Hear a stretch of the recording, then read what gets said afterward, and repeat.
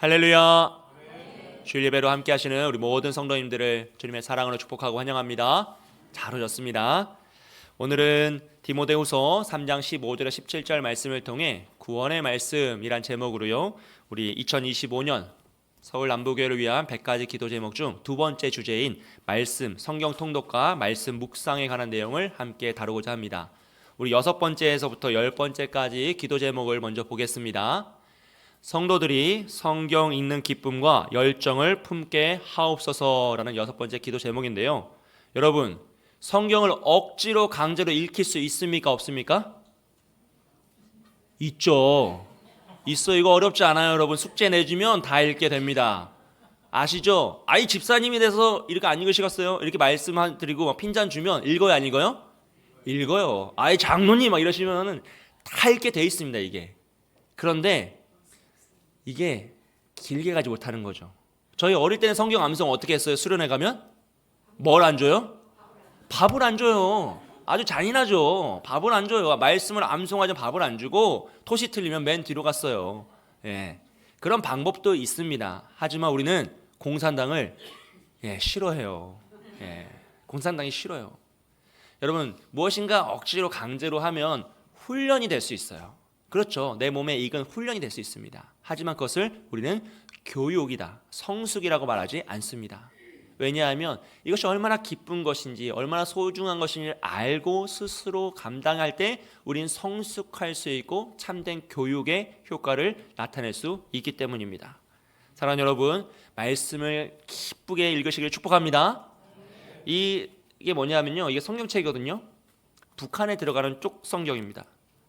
실제 북한에 들어가는 성경이고, 이게 신약이에요. 신약. 아주 작죠.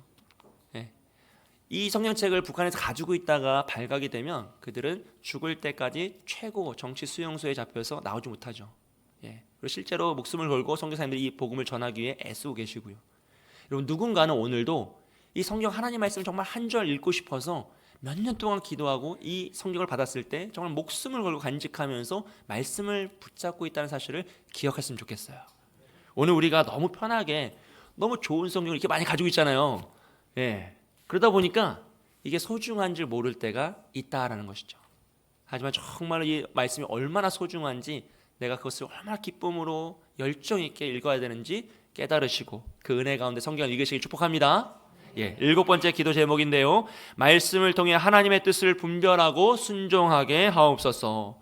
분별이라는 것은 진리와 거짓을 구분할 수 있는 능력입니다. 그리고 순종은요, 진리가 진리인 것을 나타낼 수 있는 증거이죠.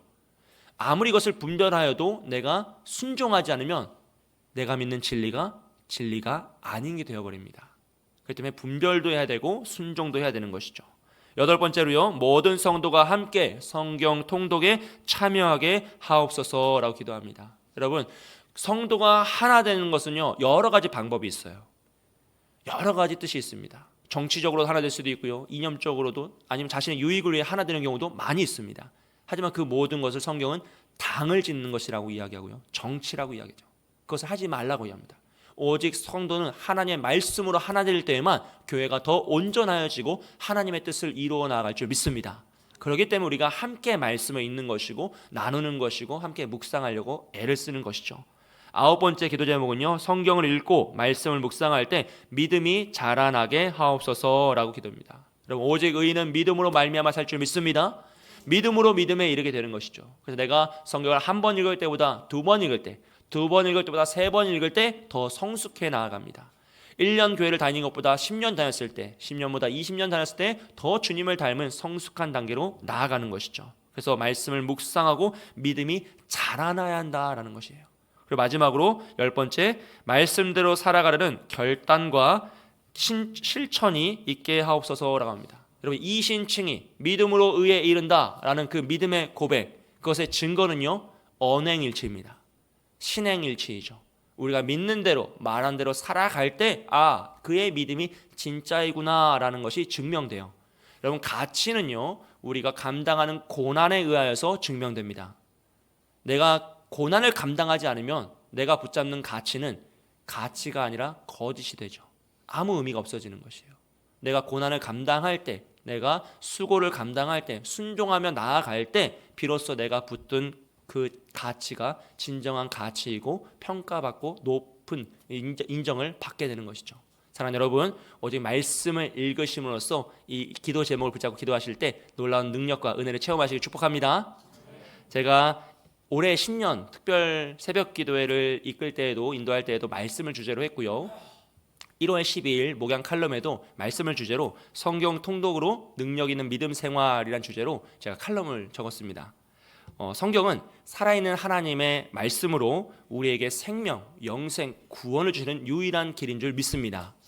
그래서 우리가 성경을 읽을 때 하나님은 교회와 우리 마음과 우리의 영혼, 우리의 가정을 책임지세요. 책망하시고 교훈하시고 바르게 하시고 의로 이끄셔서 우리가 온전한 믿음의 사람이 될 수 있도록 이끌어 가신다라는 것이죠. 그래서 성경을 읽는다는 것은 단순히 글을 읽는 것이 아니라 하나님 아버지의 마음을 깨닫고 서로 배려하며 소통의 대화를 하는 것이었습니다. 소통의 대화를 할 때 그 말씀은 실제로 살아있고 활력이 있어서 우리의 삶을 주관하고 우리의 문제와 우리의 어려움들을 해결해 가노라라는 것이었죠. 또한 성경은 우리의 삶의 영원불변한 기준이 됩니다. 진리이기 때문이죠. 그래서 이 세상의 거짓된 진리나 잘못된 가치에 휩쓸리는 것이 아니라 오직 인생을 바르게 살아갈 수 있도록 그 진리의 길로 우리를 인도하여 준다라고 했습니다. 하지만 우리를 향한 사탄의 시험과 그 영적인 전쟁은 끝이 없이 일어납니다. 그렇기 때문에 우리는 하나님의 전신갑주를 입고 성령의 검, 곧 말씀을 붙잡고 나아갈 때만 이 영적 전투에서 승리할 수 있습니다. 결국 성경은 죄로 물든 우리의 모든 것을 회복시키고요, 우리를 오직 하나님 안으로, 하나님의 영적인 세상으로 더 온전한 진리의 길로 이끌어서 우리 이 세상에서 흔들리지 않고 이 세상에 휩쓸리지 않고 온전한 믿음의 삶을 살아가게 한다라는 것이었습니다. 사랑하는 여러분, 성경을 읽으실 때 이런 은혜를 누리시길 축복합니다. 하나님 말씀을 읽으실 때 우리의 믿음이 성장할 줄 믿습니다. 우리가 간절히 소원하는 우리의 믿음의 제목들이요, 간절한 기도의 제목들, 응답의 역사를 함께 하실 줄 믿습니다. 무엇보다 죽음에서 생명을 이끄시는 하나님의 능력이 나타나서 우리가 소원하는 우리 가족 구원의 역사가 말씀을 읽을 때 일어날 줄 믿습니다. 오늘은 이 말씀에 대해서, 성경에 대해서요, 세 가지를 함께 살펴보려고 하는데요. 첫째로는 성경은 무엇을 이야기하는가라는 것입니다. 여러분, 개혁주의 신학, 우리가 가지고 있는, 우리 장로교, 우리 합동 측에서 가지고 있는 개혁주의 신학은요, 성경을 하나님의 감동으로 기록된 절대적인 진리의 말씀이라 믿습니다. 할렐루야. 그것을 믿으시길 축복합니다. 그래서 성경이 옳다고 하면 그것은 옳은 것이고요, 성경이 잘못됐다고 하면 그것은 잘못된 것이 됩니다. 그 어떤 것을 내가 더하거나 뺄 수 없습니다. 나의 기준이나 나의 가치나 나의 상황에 따라서 무엇인가를 취사 선택할 수 없는 것이 바로 이 절대적인 진리의 말씀에 대한 태도입니다. 그래서 우리가 성경이 1500년 동안 약 40여 명에 의해서 쓰여졌어요. 참 오랜 시간 동안 다양한 사람들에 의해서 쓰여졌습니다. 하지만 성령 하나님께서 그 모든 사람들을 주관하시며 하나님의 영으로 그 모든 말씀을 일맥상통하게 기록하셨기에 1.1핵도 오류가 없음을 믿는 것입니다. 할렐루야. 그 사실을 믿으십니까? 그럼 안 믿으시면 이제 많이 어려워져요. 그 사실을 믿으셔야 돼요. 그래야 하나님을 더 바르게 믿을 수 있고 온전히 따라갈 수 있는 것이죠. 이런 성경의 본질을 우리가 조금 더 이해하기 위해서는요, 이 시간의 구조를 좀 알 필요가 있거든요. 그리고 시간은 언제 만들어졌죠? 창조 때 만들어졌죠. 그리고 언제 끝납니까? 종말 때 끝납니다. 그럼 창조 전에는 어떤 세상이었죠? 시간이 있었어요, 없었어요? 없습니다. 시간이 없는 영원의 세계였어요. 시간으로 이해할 수 없는 영원의 세계였죠. 그때 하나님이 계셨죠. 그리고 창조에서 종말까지만 우리는 이렇게 시간이 1초 1초 지나가면서 역사를 이루는 그런 시간 속에서, 구조 속에 살아가는 거죠. 그리고 종말 이후에는 또 어떤 세계가 열립니까? 영원한 세계가 열리는 거죠. 그래서 천국에서 영원토록 우리가 하나님과 함께 있을 거다라고 우리가 성경에도 나오고 찬양을 하는 것이죠. 그래서 우리는 이 창조와 종말이라는 시간의 구조 속에 살아가기 때문에 유한한 존재로 이 세상을 잠시 살아가는 것처럼 보이고 느낄 때가 있어요. 근데 성경은 뭐라고 기록되어 있냐면요, 성경은 우리가 창세 전에도 하나님과 함께 있었고, 이 세상, 창조와 종말의 이 한정된 세상 속에서도 하나님과 함께 동행하며 종말 이후에도 하나님과 영원히 함께 할 것이다 라고 말씀하고 있습니다. 여러분, 에베소서 1장 4절에서 5절 말씀 다 함께 읽겠습니다. 시작. 곧 창세 전에 그리스도 안에서 우리가 택하사 우리로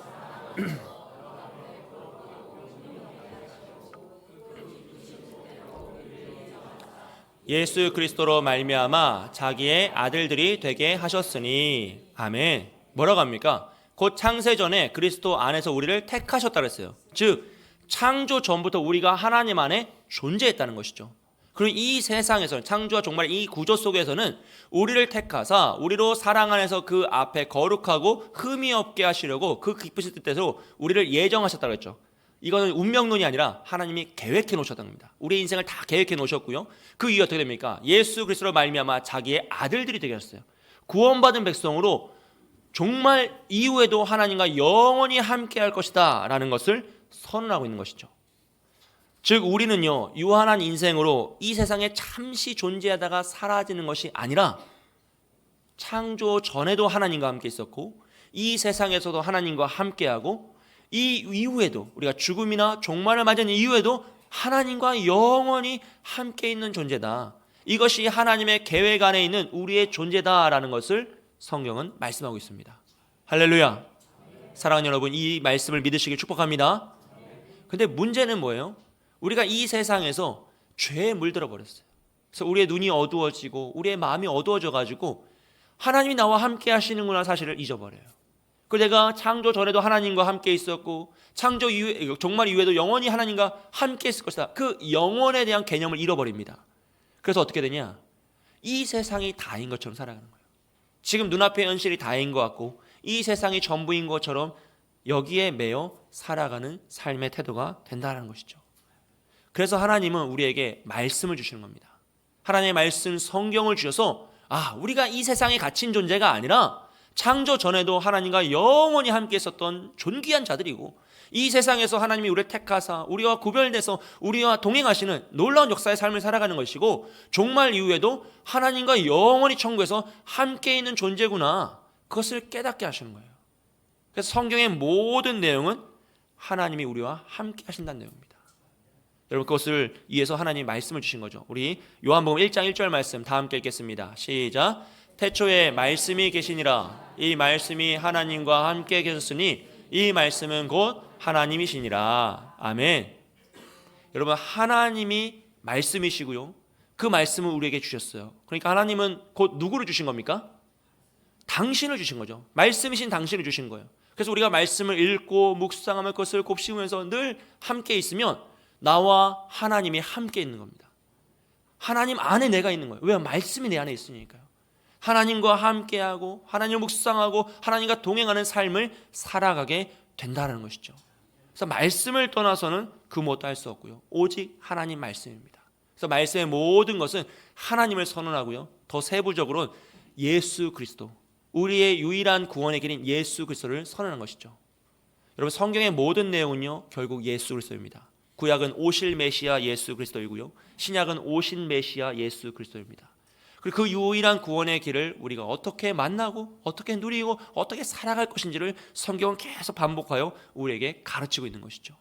사랑하는 여러분, 오늘 우리는 이 세상에 죄로 물든 삶을 살아가고 있잖아요. 그래서 우리의 눈은 여전히 죄로 물들 때가 있고 우리의 마음도 늘 죄의 탐심에 사로잡힐 때가 있습니다. 그래서 우리는 영원이라는 것을 사실 이해할 수가 없어요. 유한한 존재가 어떻게 영원을, 무한을 이해합니까? 그건 불가능하죠. 사실 하늘에 계신 하나님, 초월의 하나님을 우리가 이해할 수 있느냐? 사실 불가능합니다. 그건 없는 일이에요. 그래서 하나님이 우리에게 성경을 주신 거죠. 하나님이 스스로 계시하여 자기 자신을 계시하셔서 성경을 주신 거예요. 성경은 인간이 생각하는 하나님을 기록한 것이 아니고요, 하나님이 스스로 자기 자신을 계시하여 적게 하신 거예요. 그렇기 때문에 성경을 통해서만 우리는 초월의 하나님을 이해할 수 있고 이 세상에서 유한한 삶에서 영원을 사모하면서 이 세상 너머에 영원한 세상이 있구나, 하나님이 나와 함께 하셨고 예전에도 함께 하였고 앞으로도 영원히 함께 할 그 천국을 이해할 수 있게 되는 것입니다. 사랑하는 여러분, 그때 우리의 눈이요 열리는 거죠. 진리를 알지니 진리가 너희를 자유케 하리라. 이 말씀처럼 우리가 말씀으로 깨달아지면 이 세상에 살지만 우리는 영원을 바라보는 눈이 열려요. 그래서 성경은 우리의 인생을 뭐라고 표현합니까? 잠시 꿈을 꾸는 것 같다라고 해요. 잠을 잘 때 꿈을 꾸는 것 같다라고 표현하죠. 우리 욥기 20장 8절 말씀입니다. 다 함께 읽겠습니다. 시작. 그는 꿈같이 지나가니 다시 찾을 수 없을 것이요 밤에 보이는 환상처럼 사라지리라. 시편 90편 5절 말씀입니다. 주께서 그들을 홍수처럼 쓸어가시나이다. 그들은 잠깐 자는 것 같으며 아침에 돋는 풀 같으니이다. 아멘. 우리의 인생이라는 것이요, 결국 잠시 잠들었던 꿈과 같다 그래요. 안개와 같다라고, 화살과 같다라고도 표현을 하죠. 결국 이 세상에서는 우린 영원히 살지 않는 겁니다. 영원히 사는 곳은 어디입니까? 천국, 하나님의 본향, 하나님의 집이죠. 우린 그곳에서 하나님과 영원히 있을 거예요. 잠시 이 땅에서 거주할 뿐이죠. 그렇기 때문에 우리는 이 꿈에서 깨어야 돼요. 여러분, 꿈의 목적은 무엇입니까? 깨어나는 겁니다. 꿈을 계속 꾸면 어떻게 돼요? 그걸 혼수 상태라고 그러죠. 코마 상태라고 합니다. 아주 안 좋은 거죠. 만약 우리가 이 세상이 전부인 것처럼 꿈에서 깨지 않고 이 세상 계속 영원히 살 것처럼 살아가면 우린 마치 혼수 상태에 빠진 것처럼 잘못된 길을 헤매며 절망 가운데 넘어질 수밖에 없다는 것이에요. 그래서 말씀을 통해서요, 우리가 유일한 구원의 길인 예수 그리스도를 바라보고 영혼을 깨닫게 되면 우린 이 세상에서 깨어나는 것이에요. 그럼 우리가 진리가 우리의 눈을 밝히 보이게 하고요, 에바다, 입이 열리고 귀가 열리면서 이것이 다가 아니구나, 이것이 전부가 아니구나라는 것을 깨닫게 됩니다. 그럼 이 세상을 바라보는 관점이 완전히 변화되죠. 그때 우리는 뭐라고 고백합니까? 이 세상이 천국이 아니라 이곳이 지옥이구나. 이 세상이 마귀의 소굴이구나. 이것이 전부가 아니라 내가 이곳에서 성공하고 자랑하며 무엇인가를 떨쳐내야 되는 것이 아니라 이곳을 탈출해야 되는구나. 이곳에 매어 살면 나는 절망밖에 없구나라는 것을 깨닫게 되는 거죠. 더 온전한 본향, 하나님의 집을 사모하며 이 땅에서 더 힘있게 살아갈 수 있게 되는 겁니다. 매어 살아가는 것이 아니라, 구렁텅이에 빠져 살아가는 것이 아니라 참된 진리, 영혼을 바라보며 참된 인생을 살아갈 수 있다는 것이죠. 사랑하는 여러분, 성경을 읽으시길 축복합니다. 오직 말씀을 읽을 때에만 우리가 어떤 존재인지 깨닫게 돼요. 하나님 무엇을 꿈꾸시는지 깨닫게 됩니다.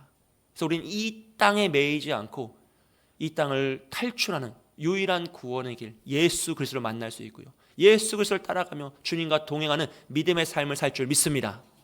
두 번째로요, 그렇다면 성경을 어떻게 읽고 묵상할 것인가 라는 것인데요, 물론 이제 성경이 한글로 됐는데 그냥 읽으면 되는 게 아니냐라고 생각할 수도 있어요. 그리고 사실 맞죠. 여러분, 성경은 읽어야 합니다. 할렐루야. 너무 놀라운 진리잖아요. 성경은요, 소유한 것으로 만족하면 안 돼요. 성경은 읽으셔야 돼요. 여러분, 성경책 다 있으시죠? 집에도 있으시죠? 집에 많으시죠? 쫙 걸려있는 성경책을 보면 기분이 좋아요, 안 좋아요?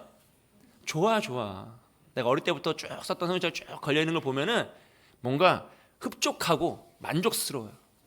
근데 펼쳐보면은 새 책 쩍쩍 갈라지는 소리가 들릴 때가 있어요. 그것만으로 만족하시면 안 된다는 거죠. 여러분, 성경을 우선은 많이 읽으셔야 돼요. 다독을 뛰어넘을 건 없습니다. 많이 읽는 것이 중요해요. 하나님 말씀을 내가 더 사모하고 정말로 열심을 가지고 기쁨을 가지고 많이 읽어보시는 걸 저는 추천드려요. 여호수아 1장 8절 말씀입니다. 함께 읽습니다. 이 율법책을 내 입에서 떠나지 말게 하며 주야로 그것을 묵상하여 그 안에 기록된 대로 다 지켜 행하라.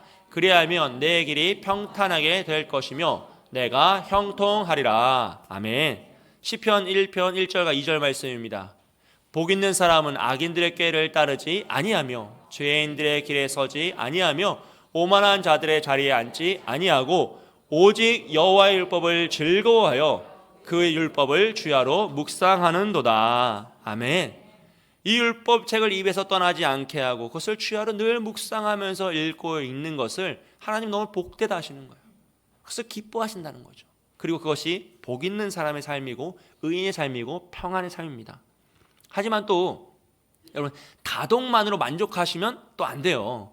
왜냐하면 우리가 성경의 내용을 다 알고 있고 다 암송한다 할지라도요, 만약 그것을 깨닫지 못하면 무슨 의미가 있겠습니까? 빌립 집사님이 에디오피아 내시를 만났을 때 뭐라고 하죠? 내가 있는 것을 깨닫느냐라고 물어보죠. 또 에디오피아 내시가 뭐라고 합니까? 아무도 나에게 가르쳐주는 사람이 없는데 내가 어떻게 이것을 깨달을 수 있느냐라고 물어보죠. 즉 성경은요, 가르치는 자가 있어야 한다는 거예요. 바르게 가르쳐주고 인도하는 사람이 필요하다는 거죠. 그래서 우리가 성경을 읽을 때 성경의 저자인 성령님이 도와주셔야지만 우린 말씀을 이해하고 깨달을 수 있습니다. 단지 글자로 있는 것이 아니라 그 숨어 넘어 있는 하나님 아버지의 마음을 이해하고 예수 그리스도를 만날 수 있는 축복이 성령님을 통해서만 가능하다는 것이에요. 그래서 말씀 붙잡고 기도하며 말씀을 읽어야 하는 것이죠. 더 나아가서 우리는 바른 신학을 가지고 말씀을 공부해야 돼요. 왜냐하면 이 말씀을 공부하지 않으면 바르게 이해할 수가 없어요. 그리고 신학이라는 것은 결국 성경을 보는 눈이거든요. 뭘 다 가지고 있습니다. 모든 분들은 다 자신의 신학이 있는 거예요. 근데 이 신학에 따라서 같은 성경을 보더라도 다르게 해석을 하죠. 오늘날 자유주의 신학자들은 자유주의 신학으로 이 성경을 봅니다. 그래서 뭐라고 이야기하죠? 예수님은 하나님의 아들이 아니라 참 좋은 분이었다라고 해요. 인류가 배워 마땅한 의인 중에 한 명이다라고 이야기하죠. 그래서 모든 기적을 믿지 않죠. 기적이 아니라 그냥 그때에 이런 일들이 있었다, 그렇게 기록된 것뿐이다 라고 이야기하는 거죠. 그리고 오늘날 우리 한국교회에서 이제 한국에서 좀 유행하고 있는 모습이 유신 진화론이에요. CTS에서 나오는 목사님들이 그런 분들이 계세요. 안타까운 일입니다. 이 유신 진화론은 무엇이냐면 하나님의 창조와 진화가 함께 이루어졌다는 거예요. 이제 과학주의에서 나온 건데 과학주의에 성경을 맞춘 거예요. 성경에 과학을 맞춘 게 아니라 과학에 성경을 맞춰 넣다 보니까 하나님의 천지를 창조하셨는 거 알겠는데 그 속에서는 무슨 일이 일어났냐? 진화가 일어난 거야 라고 하면서 성경을 그렇게 믿죠. 그러니까 하나님의 기적도 인정할 수가 없게 됩니다. 참 그럴싸해 보이잖아요. 논리적이고 이성적인 것 같잖아요. 하지만 말씀에 전혀 맞지 않는 모습이죠. 안타까운 일입니다. 여러분, 그래서 우리는 공부해야 됩니다. 여러분이 어떤 신학을 가지고 계시느냐에 따라서 우리가 성경을 읽을 때 다르게 해석할 수 있다는 것이에요. 그래서 우리는 더 하나님 말씀을 열심히 읽고 또 그것을 바르게 깨닫기 위해서 힘써 공부해야 될 줄 믿습니다. 3월부터 양육훈련을 개강합니다. 여러분 힘써 배우셔서 내가 하나님 말씀을 바르게 깨달아야겠구나 라는 것을 이해하셔야 돼요. 그렇다고 성경을 많이 못 읽으셨다고 여러분 또 걱정하실 필요는 없어요. 약간 이거 부끄러워하긴 해야 되는데 걱정하실 필요는 없습니다. 부끄러운 건 맞잖아요. 부끄러운 건 맞아요. 근데 이제 걱정해서 막 내가 믿음이, 그건 걱정하지 않으셔도 돼요. 생각해 보시면 예수님의 제자들은 성경을 일독했습니까? 못했습니까? 못했죠. 성경 나오기 전에 다 돌아가셨으니까, 숨겨졌으니까 다 못 읽었어요. 무슨 말이냐면 성경을 내가 다 알았노라, 다 읽었노라, 많이 읽었노라로 내가 다 은혜 받고 내가 영원히 회복되는 게 아니라는 거죠. 성경은 하나님의 말씀이기 때문에요, 단 한 구절만 내 영혼에 심겨도 구원의 역사가 일어납니다. 단 한 구절만 내 마음에 심겨도 인생이 변화돼요. 능력의 말씀이기 때문이죠. 전체를 다 이해하지 못하더라도요, 정말 하나님은 사랑이시구나, 하나님은 나를 사랑하시는 그 한마디가 나의 영혼을 살리고 나의 인생을 변화시키는 능력의 말씀이 될 수 있다는 것이죠. 그래서 우리는 이 말씀을 붙잡고 나아가야 하는 거죠. 시편 119편 105절 말씀입니다. 주의 말씀은 내 발의 등이요 내 길의 빛이니이다 그래요. 여러분, 왜 우리에게 등과 빛이 필요합니까? 이 세상이 어둡기 때문이죠. 이 세상엔 진리가 없기 때문에 어둠에 사로잡혀서 다 길을 헤매고 있는 거예요. 그리고 결국은 절망의 구렁텅이에 빠지게 됩니다. 참 재미있는 것이요, 여러분 역사 가운데 있는 예언자들의 예언을 한번 생각해 보세요. 그냥 예수 안 믿는 사람들도요, 예언자들이 인류의 이제 결론을 뭐라고 하죠? 멸망이라고 합니까? 유토피아라고 합니까? 다 멸망이라고 그래요. 인류의 예언자들도 또 미래학자들, 과학주의자들도 뭐라고 합니까? 자연재해건 전쟁이건 재앙을 만나서건 인류는 멸망할 것이다 라고 이야기하죠. 왜 그렇습니까? 그냥 인간의 지혜로 세상을 보아도 어둡기 때문이에요. 진리의 빛이 비춰지지 않고 역사를 보아도 어둡기 때문에 결국 인류는 멸망할 수밖에 없다라는 거죠. 그러므로 우리는 이 세상에서 참된 진리에 비친 예수 그리스도, 이 말씀을 붙잡을 수밖에 없다는 것입니다. 이 말씀을 통해서만 유일한 구원의 길인 예수 그리스도를 만날 수 있고요, 그 길을 따라갈 수 있고 주님과 동행할 수 있는 것이죠. 그렇기 때문에 우리는 말씀을 읽고 배우고 힘써야 합니다. 오늘 본문의 말씀이 디모데후서 3장 15절부터 17절까지 말씀 다 함께 읽겠습니다. 또 어려서부터 성경을 알았나니 성경은 능히 너로 하여금 그리스도 예수 안에 있는 믿음으로 말미암아 구원에 이르는 지혜가 있게 하느니라.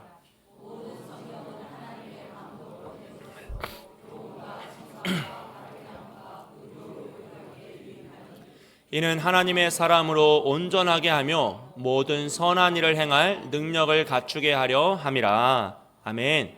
15절을 보면요, 그리스도 예수 안에 있는 믿음으로 말미암아 구원에 이르는 지혜가 있다라고 합니다. 이 하나님의 말씀이 구원에 이른 지혜가 있다고 하죠. 여러분, 이 세상에서도요, 좋은 책 한 권을 읽고 인생이 변화된 사람이 있습니까, 없습니까? 있죠. 아주 많아요. 아주 많습니다. 좋은 영화 한 편 보고 좋은 시 한 구절로 인생이 변화된 사람들도 아주 많습니다. 하지만 그 모든 책과 아름다운 작품들로 그들의 영혼이 구원받는 사람은 없다라는 것이죠. 왜냐하면 우리의 영혼을 구원할 수 있는 길은 오직 하나님의 말씀 성경밖에 없기 때문입니다. 이 성경은요, 16절에서 모든 성경은 하나님의 감동으로 된 것이다 라고 그러죠. 여기서 감동이라는 단어는 숨을 쉬다, 내뱉다라는 표현이에요. 원어적으로. 그럼 이 원어적으로 직역하면 모든 성경은 하나님의 숨결을 내쉬어 기록되었다는 거죠. 모든 성경은 하나님의 호흡으로 기록되는 것입니다. 이것은 마치 하나님이 아담을 흙으로 창조해서 흙덩이였던 아담에게 호흡, 생명을 불어넣으시자, 루아흐 하면서 생명을 불어넣으시자 그가 생명, 살아있는 영이 되었던 것처럼 하나님 모든 말씀에 당신의 호흡을 불어넣으셔서 그 말씀 한 구절 한 구절이 살아 숨쉬게 하시고 능력의 말씀이 되게 하시고 우리를 구원할 유일한 진리가 되게 하셨다는 것입니다. 그래서 우리가 성경을 붙잡을 때 우리는 구원을 받는 것이고요, 영생을 누리는 줄 믿습니다. 사랑하는 여러분, 오직 성경만이 진리인 줄 믿습니다. 그래서 진리의 그 한 구절, 한 문맥이라도 우리가 붙잡으면 우리의 영이 살아난 것이죠. 사랑하는 여러분, 앞서 말씀드렸던 것처럼 가치는 우리가 감당하는 고난에 따라서 그 가치의 진위 여부가 결정이 돼요. 우리가 아무리 그것을 진리다, 진짜다, 하나님 말씀은 하나님의 감동으로 작성된 정말 영원불변한 절대의 진리다라는 것을 믿고 시인하고 의지할지라도요, 우리가 그 말씀, 복음에 대한 고난을 감당하지 않으면 그 진리는 진리가 아닌 게 됩니다. 우스워져 버립니다. 여러분, 우리가 독립, 열사, 투사, 독립군들 일하셨던 분들을 우리가 왜 존중하죠? 그들이 나라를 지키기 위해 무엇을 바쳤습니까? 목숨을 바쳤잖아요. 그렇기 때문에 우리는 그들을 열사다, 투사다 하면서 존중하고 존경합니다. 만약 목숨을 바치지 못하고 중간에 팀을 바꾸거나 편을 바꾸는 자를 뭐라고 하죠? 변절자라고 하죠. 우리는 그들을 존중하지 않습니다. 왜 그렇습니까? 그들이 가치를 위해 수고를 감당하지 않았기 때문이죠. 우리가 복음이 진짜라고 믿으면요, 그 복음에 대한 가치를 우리가 삶으로 감당해내고 수고를 감당해낼 때에만 비로소 내가 믿는 진리가 진짜 진리가 되는 것이에요. 교회가 복음에 대한 그 수고를 감당하지 않으면요, 다음 세대를 잇습니다. 왜냐하면 믿음의 후배들이 선배들의 믿음이 가짜인 것을 알기 때문이에요. 우리의 다음 세대가 우리의 믿음이 가짜라는 것을 알기 때문입니다. 교회에서는 다 거룩하게 말하지만 삶에서는 그 거룩을 지키기 위해 수고를 감당하지 않을 때요, 어느 순간 타협하고 뒤로 한 걸음 물러설 때 이 진리가 진짜가 아니구나, 그 진리가 그때 교회에서는 진리인데 삶에서는 가짜구나, 경제에서는 가짜구나, 내 목적에서는 가짜가 되는 걸 깨닫는 순간 진리는 힘을 잃게 되는 것이죠. 그래서 우리는 하나님의 말씀이 정말 진리라고 믿으면요, 그것을 감당해내는 삶을 살아야 돼요. 언행일치, 신행일치의 삶을 살려고 수고를, 고난을 감당하셔야 됩니다. 그것이 우리가 성경을 읽는 자세여야 돼요. 여러분, 특별히 자녀 구원을 위해서, 가족 구원을 위해서 간절히 기도하시는 분들은요, 정말 간곡히 부탁드리는데 가정에서 절대로 복음을 비난하시면 안 돼요. 말씀을 비난하시면 안 되고 교회를 비난하시면 안 됩니다. 왜냐하면 그 말 한마디, 태도 하나가 자녀들에게 전수되고 가족들에게 비춰질 때 저 진리, 복음이라는 것이, 저 교회라는 곳이 진리가 아닐 수도 있겠구나라는 의심의 씨앗이 생기고 때로는 확신으로 다가갈 수 있다는 것이에요. 그래서 우리는 우리의 언행을 다시 되돌아보고 오직 언행일치, 신행일치의 삶으로 이 복음이 진짜라는 것을 우리의 삶으로 지켜낼 줄 믿습니다. 사랑하는 여러분, 참 수고롭고 어려운 길입니다. 하지만 그 길만이 진리가 진리되게 하는 길입니다. 그래서 우리가 오직 믿음으로 그것을 버텨낼 때 하나님께서 이 진리의 말씀이 진짜 진리의 말씀이 되어서 우리의 영혼을 살리고 우리가 기도하는 우리의 가정의 영혼을 살리고 우리 교회를 살릴 줄 믿습니다. 그 진리의 말씀을 붙잡으시고 끝까지 진리를 지키시길 주님의 이름으로 축복드립니다. 마지막으로요, 우리가 성경을 읽을 때 그럼 주의사항은 무엇인가, 무엇을 조심해야 될까 하는 것인데요, 첫째로는 그냥 읽는 것이 아니라 묵상하셔야 된다는 거예요. 여러분, 성경을 그냥 읽을 수 있습니다. 눈으로 빠르게 하루 3장, 하루 5장 빨리빨리 읽다 보니 다행이다 할 수 있습니다. 그것도 사실 너무 중요하고 좋은 거예요. 하지만 더 추천드리는 건 그 말씀을 묵상하시는 거죠. 묵상한다는 것은 곱 씹어서 삼킨다는 거예요. 우리가 아이들 밥 먹을 때 어떻게 가르치죠? 꼭꼭 씹어 먹어라. 꿀떡 삼키면 안 된다. 왜요? 소화가 돼야 되니까요. 마찬가지입니다. 하나님의 말씀을 내가 많이 읽어놓으라는 것으로 만족하면 내 것으로 남지 않을 때가 많아요. 그래서 하나님 말씀을 내 것으로 삼키기 위해선 꼭꼭 씹어서 묵상해야 되죠. 이 묵상이란 단어는 소가 풀을 먹고 되새김질하는 그 행위에서 나타나는 단어예요. 그렇기 때문에 우리가 말씀을 꼭꼭 씹어서 우리의 것으로 넣어야 하는 거죠. 성경이 전체 몇 권입니까? 66권이죠. 구약 몇 권이요? 39권, 신약 27권, 3927. 그래서 66권이죠. 구약은 929장, 신약은 260장, 총 1189장입니다. 구약은 23,145절, 신약은 7,957절, 그래서 합이 31,102절로 구성되어 있어요. 그 많은 말씀 중에 하나님이 나에게 주셨구나라고 마음에 새기신 말씀은 몇 절이나 됩니까? 정말 살아 숨쉬는 하나님 말씀이구나. 내가 고난 가운데 붙잡았던 그 말씀이요. 내 인생을 변화시키고 내 영혼을 회복시킨 그 하나님의 말씀은 얼마나 되시는지 한번 되새겨 보셨으면 좋겠어요. 여러분, 우리가 인생을 그래도 좀 잘 살아보려고 제일 먼저 배운 게 뭐죠? 한글이죠. 한글 배웁니다. 그래서 좀 커보니까 또 뭘 배워야 돼요? 영어까지 배워야 돼요. 영어 배울 때 더 힘들어요. 단어도 외워야 되고 문법도 외워야 되고 형식도 다 외워야 되고 또 수학도 배우잖아요. 수도 배우고 구구단도 외우고 그 많은 수식 다 외우셨어요? 안 외우셨어요? 외우셨어요. 나중에 과학 배우면 이제 주기율표 다 외우고 원소기호 외우고요. 심지어 국사에 가면 왕 이름도 다 외워요. 이게 우리가 인생을 그래도 좀 잘 살아보려고 할 때 하는 최소한의 공부의 수준이에요. 그렇다면 우리 영혼을 살릴 수 있고 회복시킬 수 있는 유일한 길인 이 성경 말씀을 읽을 때 우리가 어떻게 읽어야겠습니까? 그냥 읽고 지나가는 수준이 아니라 조금 더 진지하게 집중하여서 묵상하며 곱씹으면서 읽을 때 그 말씀이 살아 숨쉬는 나의 말씀이 되고 우리의 영혼을 정말 회복시키는 능력의 말씀이 될 줄 믿습니다. 더 나아가서요, 우리 이 말씀을 읽을 때요, 꼭 나의 소원과 이 세상에서의 부귀 영화를 위해서 읽으면 안 됩니다. 한순간 이게 바뀔 수 있거든요. 오직 예수 그리스도를 만나기 위해서 읽어야 돼요. 여러분, 한국 기독교의 가장 뿌리 깊게 내린 문제점은요, 바로 세속화입니다. 물질 만능주의, 부흥 만능주의, 성공주의, 모두 다르게 불릴 수 있지만 결국 그 저변에 뭐가 있냐? 하나님을 통해 나의 소원을 이루고자 하는 세속화의 모습이에요. 물론 하나님은 우리에게 장수도 축복하셨고요, 부귀영화도 약속하셨습니다. 하지만 이런 축복은요, 저기 부록 저기 끝에 쪽에 있는 그런 작은 거예요. 사실 성경의 가장 본질은 무엇입니까? 오직 예수 그리스도예요. 오직 구원의 길. 그런데 그 구원의 길을 떠나서 내가 다른 그 무엇에 너무 집중하는 태도는 오히려 본질을 놓칠 수 있다는 거죠. 그래서 성경을 읽으면서 내가 어떻게 하면 이 세상에서 더 잘 살고 더 멋지게 살고 더 아름답게 살고 더 내 뜻을 펼치며 하나님의 뜻으로 말미암아 한다라고 말하지만 결국 내 소원을 이룰 것인가? 라고 성경을 읽기 시작하면 흔들리게 됩니다. 헤매게 되죠. 스스로 함정에 빠져요. 물론 우리 말로는 그렇게 할 수 있어요. 주님을 위해서 했다. 주님을 위해서 했다라고. 하지만 사실 우리 마음속에는 내가 좋은 사람인 것을 인정받고 싶은 마음이 있다는 거예요. 아, 저분 참 좋아. 주님을 위해서 저렇게까지 헌신하셨어. 라는 고백을 듣고 싶을 때가 있다는 거죠. 그래서 우리는 오직 이 욕망을 내려놓고요, 하나님만을 바라보며 말씀을 봐야 돼요. 오직 예수 그리스도를 만나야 됩니다. 다른 그 무엇이 아니죠. 성경을 읽으면서 예수님이 누구이신지, 나를 얼마나 사랑하시고 나를 위해 무엇을 해주셨는지, 도대체 왜 그렇게까지 하셨는지를 묵상하면서 오직 예수님을 바라보는 거죠. 그때에만 우리는 함정에 빠지지 않고요, 온전한 믿음의 삶으로 예수 그리스도를 만날 수 있습니다.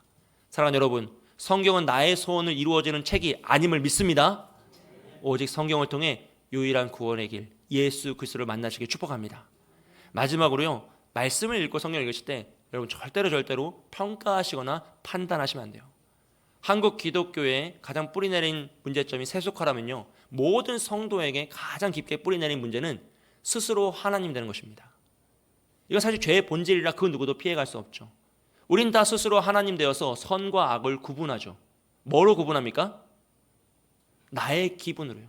나의 기준으로, 나의 생각으로, 나의 경험으로 이것은 선한 것이야, 이것은 악한 것이야를 구분해요.